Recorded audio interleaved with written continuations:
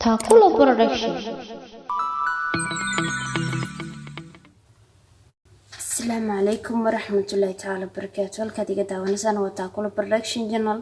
kusoo dhawaanto maalin jimcaha, maalin barakeysan, maalinta bidaaf badan waana maalinta kaliya nolol kasta wax kasto Ilaahay abuuray ay u diyaar garoobaan dhicitaanka ama fufitaanka inay maqlaan sanqadha suurka la fufayo ila laga reebo aadanaha oo ah isagu mid markastaba qaafila oo ilowsan saameynta ay leedahay maalinta uu dhacayo qiyaamo.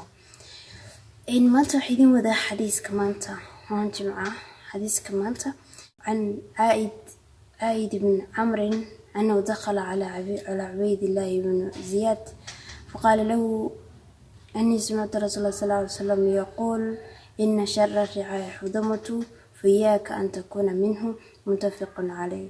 نحكي حديثك حنو كتبينيا هوغانك ووحن أما قفك ورعاية ووحني وكان قاعد ضدك وهوغامنيا وبربريا كم من قنيو لي haddaba guud ahaan xadiiska waxaynu ka faa'iideynaa ama aynu ka fahmanaa waxay tahay horfiiqa ama horjoogaha ama hogaamiyaha ugu xun inuu yahay kan ummadda hanjabiya, kan ummadda burburiya hamigooda iyo horsocodkooda horumarkana ka hor istaaga kiisa iyo wuxuu doonayo uun isagu inay u horumariyaan uun raba Ilaahay naguma salido qof noocaas oo kale ah oo inaga hor istaaga hankeena san iyo horumarkeena toosan ama togan. meel kasta dunida daafeeda ka joogtaan jimca mubaarak, jimca barakeysan.